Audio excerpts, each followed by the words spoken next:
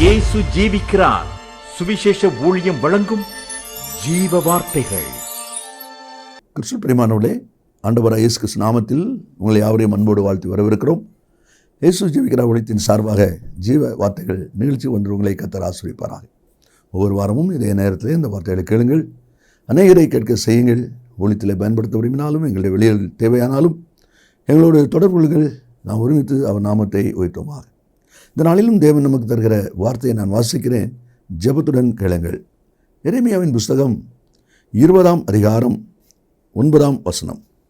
எரேமியா 20ஆம் அதிகாரம் 9ஆம் வசனத்தினுடைய மத்திய பகுதி. கர்த்தருடைய வார்த்தை என் எலும்புகளில் அடைபட்டு எரிகிற அக்கினியைப் போல் என் இருதயத்தில் இருந்தது. நல்ல கவனிங்க, கர்த்தருடைய வார்த்தை என் எலும்புகளில் அடைபட்டு எரிகிற அக்கினியை போல் என் இருதயத்தில் இருந்தது. வார்த்தையில் கேட்கிற அன்பு நேச பிள்ளைகளே, கர்த்தருடைய வார்த்தையானது எரிகிற அக்கினி போன்ற என் இருதயத்தில் இருந்தது என்று சொல்லி தீர்க்கதரிசி சொல்வதை நாம் அதில் பார்க்கிறோம். இந்த வார்த்தையானது எரிகிற அக்கினி போல என்று சொல்லப்பட்டிருக்கிறதே, வேதம் அதில் என்ன ஒரு அனுபவத்தை சொல்கிறது என்பதை நாம் அறிய வேண்டும். ஏனென்றால் தேவனுடைய வார்த்தை குறித்து தான் அது சொல்லப்பட்டிருக்கிறது. ஆண்டவருடைய வார்த்தை அக்னியை போல என்று சொல்லி அந்த வார்த்தை இருப்பதையும் நம்ம பார்க்குறோம்.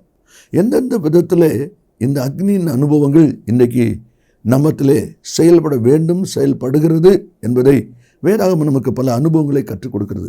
ஏன் அப்படின்னு சொன்னால், அந்த வார்த்தை தான் ஒரு நாள் நம்மளை நியாயம் தீர்க்கும் என்பதையும் நம்ம வாசிக்கிறோம். யோவான் 12ஆம் அதிகாரம் 48ஆம் வசனத்தை நம்ம வாசிக்கும் போது அதில் கடைசியில் சொல்லியிருக்குது, நான் சொன்ன வசனமே அவனை கடைசி நாளில் நியாயம் தீர்க்கும். அந்த வார்த்தை நம்மை நியாயம் தீர்க்கும் போது நாம் ஒரு குற்றவாளியாய் காணப்பட்டு விடக்கூடாது. அப்போ அதுக்கு முன்னால் அந்த வார்த்தையானது அக்கினியின் அனுபவத்தில் என்னென்ன செயல்களை, என்னென்ன மாற்றங்களை, என்னென்ன உருமாற்றங்களை அது செய்கிறது, நான் அந்த விதமான மாற்றம் அடைந்திருக்கிறேனா, எனக்குள்ளேயும் அந்த வார்த்தை என்று சொல்லப்படுகிற அக்கினி இருக்கிறதே, அன்பினால் நான் அந்த மாற்றத்தை, அந்த அக்னியினுடைய அனுபவத்தை அடைந்திருக்கிறேனா என்பதை தான் இன்றைக்கி சிந்திக்க போகிறோம். 105ஆம் சங்கீதம் 19ஆம் வசனத்தில் கர்த்தர் சொன்ன வார்த்தை நிறைவேறும் அளவும் அவருடைய வசனம் யோசேப்பை புடமிட்டது என்று சொல்லப்பட்டிருக்கு. எதுவரைக்கு கர்த்தர் சொன்ன வார்த்தை நிறைவேறும் அளவும். அதே போல் உங்களை குறித்து, என்னை குறித்து, நம்ம ஒவ்வொருவரை குறித்து தேவன் என்ன சொல்லுகிறாரோ, சொல்லியிருக்கிறாரோ, அந்த வார்த்தை நிறைவேறும் அளவும் வசனம் நம்மை புடமிடும். அந்த புடமிடுதலுக்கு நாம் உட்பட்டவர்கள். அதுதான் தேவனுடைய வார்த்தையிலே சொல்லப்படுகிற அனுபவத்தை நாம் பார்க்கிறோம். 119ஆம் சங்கீதம் 25ஆம் வசனத்தில் என் ஆத்துமா மண்ணோடு ஒட்டி கொண்டிருக்கிறது, உம்முடைய வசனத்தின்படி என்னை உயிர்ப்பியும். மண்ணில் ஒட்டிக்கிட்டது, உலகத்தில் ஒட்டி கொண்டது, வசனமாகிய உம்முடைய அக்கினினால் என்னை நீ உயிர்ப்பியும் என்று சொல்லி சங்கீதக்காரன் சொல்கிறான் என்பதை பார்க்கிறோம். அதே 119ஆம் சங்கீதத்தில் 140ஆம் வசனத்தை வாசிப்பீங்கன்னா, உமது வார்த்தை மிகவும் புடமிடப்பட்டது என்று சொல்லப்பட்டிருக்கிறதையும் நாம் அதில் பார்க்கிறோம். இந்த அனுபவங்கள் அநேக வார்த்தைகள் இருப்பதை நாம் அறிகிறோம். ஒரு 4 அனுபவத்தை வேகமாய் வாசித்து நாம் ஜெபிக்க போகிறோம். இந்த வசனம் அக்கினி போல என் இருதயத்தில் இருந்து சொல்கிறாரே, எந்தெந்த விதங்களிலே அது செயல்படுகிறது, செயல்பட்டிருக்கிறது என்பதை குறித்து வேதம் நமக்கு சொல்கிற அனுபவங்கள். முதலாவது கொரிந்தியர் புஸ்தகத்தில் அப்போஸ்தலனாகிய பரிசுத்த பவுல் எழுதும்போது 1 கொரிந்தியர் 3ஆவது அதிகாரம் 13ஆவது வசனத்தை நான் வாசிக்கும் போது அலைவிதமாய் சொல்லப்பட்டிருக்கிறது, அவனுடைய வேலைப்பாடு எத்தன்மை உள்ளதென்று அக்கினியானது பரிசோதிக்கும். அக்கினி என்ன செய்யுமா? பரிசோதிக்கும். பரிசோதிக்கிற அக்கினி. பரிசோதிக்கிற அக்கினின்னு சொன்னால் குவாலிட்டி, நம்முடைய வாழ்க்கை, நம்முடைய விசுவாசம், ஆவிக்குரிய ஜீவியம், நம்முடைய ஊழியத்தின் பாதை எத்தன்மை எது என்பதை பரிசோதிக்கிற அக்கினி. அதாவது குவாலிட்டி எப்படி இருக்குது, தரம் பிரிக்கிறது. இப்போ நீங்கள் ஒரு பழக்கடைக்கு போனீங்கன்னா, ஆப்பிள் பழம் வச்சுருக்கிறாங்கன்னா அப்படியே குமிச்சு வச்சுருப்பாங்க. இது 120 ரூபா, இது 100 ரூபா, இது 80 ரூபான்னு சொல்லிட்டு இருப்பான். அப்போ பார்க்கும்போது எல்லாம் ஆப்பிள் தான், அது தரம் பிரித்து வச்சுருக்கிறாங்க. அதே மாதிரி நம்முடைய விசுவாச வாழ்க்கையின் தரம் எப்படிப்பட்டது என்பதை அக்கினியானது, வார்த்தை என்கிற அக்கினி பரிசோதிக்கும் என்று சொல்லி அந்த வார்த்தையை சொல்வதை நாம் அதில் பார்க்கிறோம். அப்படியானால் இந்த பரிசோதனைக்கு தேவனுடைய பிள்ளைகளாய் நீங்களும் நானும் உட்பட்டவர்கள். அந்த பரிசோதனையிலே நாம் தோற்று போனவர்களாய் காணப்பட்டு விடக்கூடாது. 1 ராஜாக்கள் 18ஆம் அதிகாரத்தில் எலியாவுக்கும் பாகால் ஏசபேல் தீர்க்கதரிசி அவர்களுக்கும் இடையே ஒரு பெரிய போட்டி வருது. அந்த போட்டியினுடைய முடிவில் என்ன ஒரு தீர்மானம் வருது, அவங்க என்ன ஒரு தீர்மானம் எடுக்கிறாங்க, அக்கினியினால் உத்தரவு அருளும் தெய்வமே தெய்வம். பார்த்தீங்களா? அப்போ அக்கினியானது பரிசோதிக்கிறது. அவங்க அதிகமான பேர் இருந்தாலும் முதல்ல அவங்க செய்கிறாங்க, அவங்களால முடியலை.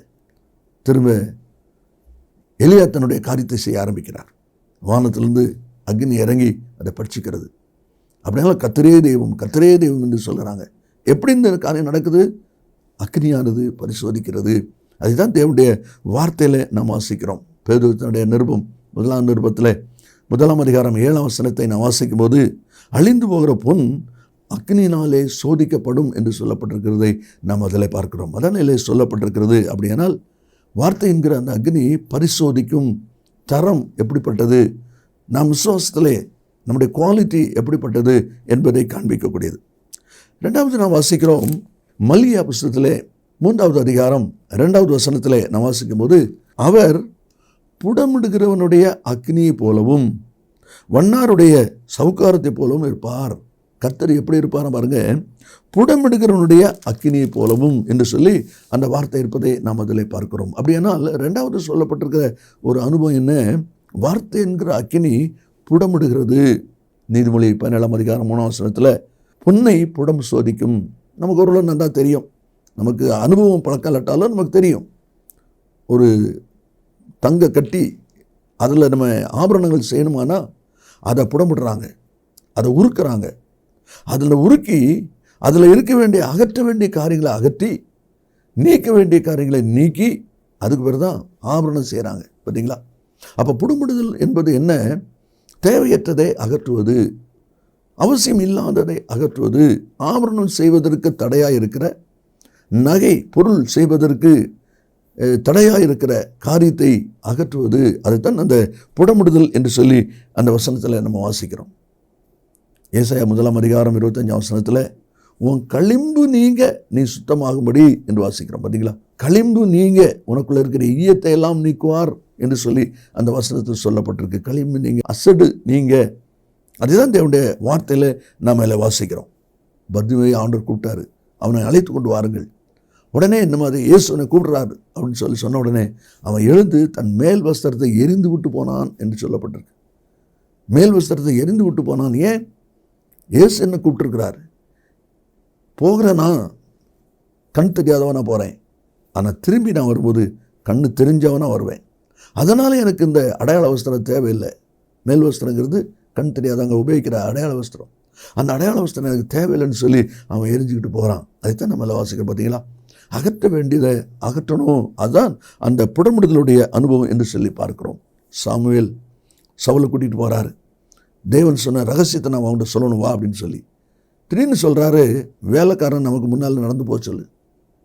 அவன் இருந்த பேச முடியாது. உடனே அவனை போக சொல்லியாச்சு. அதுக்கு பிறகு தான் ரகசியம் பேசப்படுகிறது. பார்த்தீங்களா?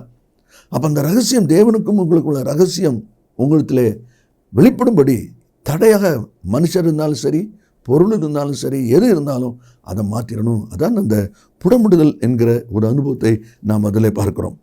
இனி 3வது ஒரு அனுபவம் என்னாகமம் 31 அதிகாரம் 22, 23 வசனங்களை நாம் வாசிக்கும் போது, அக்கினிக்கு நிற்கத்தக்கவளாகிய பொன், வெள்ளி, வெண்கலம், இரும்பு, தகரம், ஈயம் ஆகிய இவைகளெல்லாம் சுத்தமாகும்படிக்கு அவைகளை அக்கினியிலே போட்டு எடுக்க கடவீர்கள். அக்கினியிலே போட்டு எடுங்க. எதுக்கு? சுத்தமாகும்படி. அப்படியெல்லாம் ஒரு சுத்திகரிப்பு. அப்போ அந்த அக்கினி வார்த்தை அக்கினியாக என் இருதயத்தில் இருந்ததுன்னு சொல்கிறானே, அந்த வார்த்தையினுடைய அக்கினியின் அனுபவம் என்ன அப்படின்னு சொன்னால், 3வது சுத்திகரிப்பு உண்டாகும்படி, சுத்தமாகும்படி, சுத்தப்படுத்தும்படி. பார்த்தீங்களா? தேவனுடைய வார்த்தையின் அக்கினியின் அனுபவம் நம்முடைய விசுவாச வாழ்க்கைக்குள்ளே எவ்வளவு அதிகமாய் அந்த வார்த்தை வருகிறதோ அதற்கு ஏற்றபடி நம்முடைய வாழ்க்கை சுத்தமாகும், நம்முடைய ஊழியம் சுத்தமாகும், நம்முடைய குடும்பம் சுத்தமாகும், தனிப்பட்ட நம்முடைய ஒவ்வொரு காரியமும் சுத்தமாகும். ஏன்? அக்கினியானது சுத்திகரிக்கக்கூடியது. அதைத்தான் நம்மள வாசிக்கிறோம். அதனாலே சொல்லப்பட்டிருக்கு, இந்த பொருளெல்லாம் அக்கினியாலே போட்டு அதை சுத்திகரிக்க சுத்தமாகும்படி போட்டு எடுக்க கடவீர்கள் என்று சொல்லி அதில் சொல்லப்படுகிறதே நாம் பார்க்கிறோம். லேவியராகமம் 20 அதிகாரம் 8 வசனத்தை நீங்கள் வாசிப்பீங்கன்னா, நான் உங்களை பரிசுத்தமாக்குகிற கர்த்தர், நான் உங்களை பரிசுத்தமாக்குகிற கர்த்தர். ஏன் ஆண்டவர் இப்படி சொல்கிறார் அப்படின்னு சொன்னால், இன்றைக்கி அநேகர் தங்களை தாங்களே பரிசுத்தப்படுத்தி பார்க்குறாங்க. நானே நம்ம சுத்தமாக வச்சுக்கிடணும், நானே நம்ம பரிசுத்தமாக காத்துக்கிடணும் அப்படின்னு சொல்லி நினைப்பது தவறல்ல. ஆனால் நம்முடைய பிரயாசத்தினால் அது முடியாது என்பதை நாம் தெளிவாக அறிந்து கொள்ள வேண்டும். ஏனென்றால் நீதிபதி புஸ்தகத்தில் 30வது அதிகாரம் 12ஆம் வசனத்தை நம்ம வாசிக்கும் போது அதில் தேவனுடைய வார்த்தை சொல்லப்பட்டிருக்கிறது. தாங்கள் அழுக்கிற கழுவப்படாமல் இருந்தும் தங்கள் பார்வைக்கு சுத்தமாய் தோன்றுகிற சந்ததியாரும் உண்டு. பார்த்தீங்களா, கழுவி இருக்கிறாங்க, ஆனால் அழுக்கு இன்னும் போகலை, இன்னும் அழுக்கு இருக்குது, இன்னும் அருவருப்பான சில காரியம் இருக்குது, இன்னும் சில கோபம் சாபம் இருக்குது. ஆனால் நான் சுத்தமாயிட்டேன், நான் இப்போ கழுவிட்டேன், நான் இப்போ நீட்டாக இருக்கிறேன் அப்படின்னு சொல்லிட்டு இருக்கிறாங்க. அதனால தான் ஆண்டோடைய வார்த்தை சொல்லப்பட்டிருக்கு, நான் உங்களை பரிசுத்தமாக்கிற கர்த்தர். அது மட்டும் இல்லை, இயேசு இந்த உலகத்தில் இருக்கும்போது ஒளித்தின் பாதையில் அவர் என்ன சொல்கிறார் பாருங்க. யோவான் 13ஆம் அதிகாரம் 8ஆம் வசனத்தில், நான் உன்னை கழுவாவிட்டால் என்னிடத்தில் உனக்கு பங்கு இல்லை. பேதுரு சொல்கிறார், ஆண்டவரே நீர் என் காலெல்லாம் கழுவக்கூடாது. அப்போ கர்த்தர் சொல்கிறாரு, நான் உன்னை கழுவலைன்னா என்னிடத்தில் உனக்கு பங்கு இல்லை. ஏன் இப்படி சொல்லுகிறார்? அவங்க வரைக்கும் நான் சுத்தமாக இருக்கிறேன், நான் சரியாக தான் இருக்கிறேன், அவங்க தான் பிரச்சனை, இவங்களால தான் கேடு, நான் கரெக்டாக இருக்கிறேன் அப்படின்னு சொல்லி தன்னுடைய சுய நீதியில் எல்லாருமே பெரிய மேலே தான் நிற்கிறாங்க. அதனால தான் ஆண்டவர் சொல்கிறார், நீ உன்னுடைய சுய நீதியில் நிற்கிற, இல்லை நான் உன்னை கழுவணும். ஏன் கழுவணும், எதுக்கு கழுவணும்?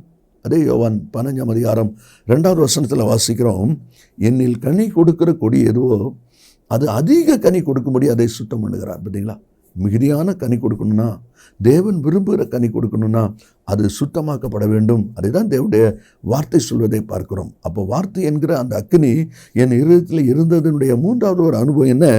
அது சுத்திகரிக்கிற ஒரு அக்கினி. கடைசியாக எபிரேயர் 12ஆம் அதிகாரம் 29வது வசனத்தை நாம் வாசிக்கும் போது அதிலே சொல்லப்பட்டிருக்கிறது, நம்முடைய தேவன் பட்சிக்கிற அக்கினியாக இருக்கிறாரே, நம்முடைய தேவன் பட்சிக்கிற அக்கினியாக இருக்கிறாரே. பார்த்தீங்களா, அப்போது வார்த்தை என்கிற அக்கினி என் இருதயத்தில் இருந்தது என்று சொல்லுகிறாரே. எரேமியா புஸ்தகத்தில் வாசிக்கிறோமே. அதனுடைய 4வது ஒரு அனுபவம் என்ன? அவர் யார்? பட்சிக்கிற அக்கினி. எதை பட்சிக்கிறார் அது நமக்கு தெரியணும். மனுஷனை பட்சிக்கிற ஒரு அனுபவம் நம்ம நினைச்சிடக்கூடாது. வேத புஸ்தகத்தில் அநேக அனுபவங்கள் சொல்லப்பட்டிருக்கிறதை நாம் பார்க்கிறோம். சங்கீத புஸ்தகம் 18ஆம் அதிகாரம் 8வது வசனத்தை நான் வாசிக்கும் போது அவருடைய வாயிலிருந்து பட்சிக்கிற அக்கினி புறப்பட்டது என்று சொல்லி அந்த வார்த்தை சொல்வதை நம்ம அதில் பார்க்கிறோம்.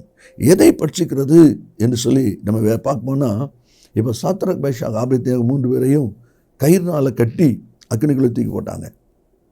வசனம் சொல்லுது, அக்கினி மனம் கூட வீசலை, ஆனால் அப்படியே 4 பேராக உலாவுனாங்கன்னு சொல்லி பார்க்குறோம். இவனை கெட்டியில் போட்டிருந்து அப்புறம் எப்படி உலாவுறாங்க? அப்போது அவங்கள கெட்டுன கயிறு எரிஞ்சு போச்சுது. ஆனால் கையில் ஒரு காயம் கூட படலை, மேலே ஒரு காயம் படலை, முடி கூட கருகலை பாருங்க. ஆனால் கட்டப்பட்டிருந்த அந்த கயிறு எரிஞ்சு போச்சு. பார்த்தீங்களா? அப்போ அதுதான் எரிமை ஒழிய நமக்கு என்று சேதம் வராதபடி ஆண்டவருக்காக அதான் சொல்லப்பட்டிருக்கு. பட்சிக்கிற அக்கினி என்று சொல்லும் பொழுது உன்னிடத்தில் இருக்கக்கூடாத காரியத்தை பட்சிக்கிறவர். எந்த சுபாவம் ஒன்றை இருக்கக்கூடாதோ அதை பட்சிப்பார். என்ன தன்மை உனக்கு இருக்கணுமோ அதை பட்சிக்க மாட்டார். எந்த தன்மை உனக்கு இருக்கக்கூடாதோ அதை பட்சிப்பார். பார்த்தீங்களா? கயிறு மட்டும்தான் எரிஞ்சதை ஒழிய வேற ஒன்றும் எரியலை. அதுதான் பட்சிக்கிற அக்கினியுடைய அனுபவம். பட்சிக்கிற அக்கினியாகிய கர்த்தர் நம்மிடத்தில் இருக்கும் பொழுது அவருக்கு பிரிமி இல்லாத காரியங்களை தான் பட்சித்து போடுகிறார். லேவியராகமம் 10ஆம் அதிகாரம் 1-2 வசனத்தை நீங்கள் வாசிப்பீங்கன்னா, ஆரோனுடைய பிள்ளைகள் நாதாப் அபியூ 2 பேரும் பலிபீடத்துக்கு வராங்க. கொண்டு என்ன வராங்க? அந்நிய அக்கினியை கொண்டு வந்தாங்கன்னு போட்டிருக்கு. அந்நிய அக்கினியை கொண்டு வந்ததுனால கர்த்தரிடத்திலிருந்து அக்கினி இறங்கி அவளை பட்சித்து போட்டது. அந்நிய அக்கினினா என்ன? கொண்டு வரக்கூடாத காரியம், பேசக்கூடாத வார்த்தை, செயல்படக்கூடாத காரியம். இது உங்கள் உள்ளத்தில் இருக்கக்கூடாது, இது உங்கள் வாழ்க்கையில் இருக்கக்கூடாது. அப்படிப்பட்ட காரியம் இருக்குமானால் அது நிமித்தம் பட்சிக்கப்படுகிற அனுபவம் வரும் என்பதை தான் அந்த வார்த்தை அதில் சொல்லப்பட்டிருக்கிறது. மத்தேயு 3ஆம் அதிகாரம் 12ஆம் வசனத்தை வாசிக்கும் போது, பதரையோ அவியாத அக்கினியினால் சுட்டரிப்பார். பதர் சுட்டரிக்கப்படும், மணி சுட்டரிக்கப்படாது. நீங்கள் மணியாக இருந்தீங்கன்னா காக்கப்படுவீங்க, நீங்கள் பதராக இருந்தீங்கன்னா சுட்டரிக்கப்படுவீங்க. வேதம் என்ன சொல்கிறது? கர்த்தருடைய வார்த்தை அக்கினியை போல என் இருதயத்தில் இருந்தது என்று சொல்லி எரேமியா புஸ்தகத்தில் நம்ம அந்த வார்த்தையை நம்மள வாசிக்கிறோம். என்ன அனுபவம் என்று சொல்லி நான் பார்ப்போமானால் 4 காரியங்கள் அக்கினியானது பரிசோதிக்கும். அதாவது நம்முடைய தரம் எப்படிப்பட்டது, குவாலிட்டி நம்ம எப்படிப்பட்டவங்க விசுவாச வாழ்க்கையில் என்பதை குறித்து பரிசோதனை முதலாவது நடக்கிறது. 2வது புடமிடுகிற அக்கினி. தங்க கட்டிய நகை செய்யணுமானால் அது புடமிடப்பட்டு அதில் இருக்கிற அசுத்தெல்லாம் மாற்றணும். பார்த்தீங்களா? அதே போல் யார் வாழ்க்கையில் அருவருப்பான காரியங்கள், பிரியமில்லாத காரியங்கள் மாற்றப்படுகிறதோ அவங்க தான் பயனுள்ள ஒரு பாத்திரமாக மாறுவாங்க. அதுதான் புடமிடுகிற ஒரு அனுபவம் என்று சொல்லி பார்க்கிறோம். மட்டும் இல்லை, எந்த ஒரு பொருளை நீ செய்தாலும் அது சுத்தமாகும்படி அக்கினியிலே போட்டு எடு என்று சொல்லியிருக்கு. அப்படின்னா அக்கினி சுத்திகரிக்கிறது. வார்த்தை, செயல், சிந்தை, என்னென்ன காரியம் நம்ம இருக்கோ எல்லாவற்றையும் சுத்திகரிக்கிற ஒரு அனுபவம் அதில் இருக்குது. கடைசியாக வாசிக்கிறோம், நம்முடைய தேவன் பட்சிக்கிற அக்கினியாக இருக்கிறார். அந்த வார்த்தையினுடைய அனுபவத்தில் பட்சிக்கிற அக்கினி. எதை பட்சிக்கிறது? நம்மிடத்தில் இருக்கக்கூடாதது. பார்த்தீங்களா, அந்த மூவரையும் அக்கினியில் போடும்போது அவங்க மேலே ஒன்றும் படலை, ஆனால் அவங்கள கட்டியிருந்த கட்டு, அந்த கயிறு மட்டும் எரிஞ்சிருக்கு. இதே போல தான் தேவனுடைய பிள்ளைகளாக நாமும் எவ்விதமாக இருக்கிறோம். அந்த வார்த்தையின் அனுபவங்கள், பட்சிக்கிற அக்கினியின் அனுபவங்கள் நம்முடைய வாழ்க்கையில் எவ்விதமாக இருக்கிறது. நாம் ஜெபிப்போமா? இயேசு சீக்கிரம் வரப்போகிறார். நல்ல பிதாவே, என்று துதிக்கிறோம். இந்த வார்த்தை கேட்கிற ஒவ்வொரு பிள்ளைகளும் தங்களை ஒரு விஷயம் கூட ஆராய்ந்து சிறுபடுத்தி நன்மை சுதந்திரிக்க கர்த்தர் உதவி செய்வீராக. நேரப்பிடிச்சர கிருபைக்காய் ஸ்தோத்திரம். கர்த்தர் இயேசுவின் நாமத்தில் பிதாவே, ஆமேன், ஆமேன். கர்த்தர் உங்களை ஆசீர்வதிப்பாராக. ஆமேன். மேலும் விவரங்களுக்கும் உங்கள் ஜெப தேவைகளுக்கும் நீங்கள் எங்களோடு தொடர்பு கொள்ள வேண்டிய முகவரி: ஜீசஸ் லிவ்ஸ் காஸ்பல் மினிஸ்ட்ரீஸ், சகோதரர் John M Jeyaraj, 123A Dohnavur road, Mavadi, Nellai மாவட்டம், தென்னிந்தியா 627107. செல்போன் 9443113292.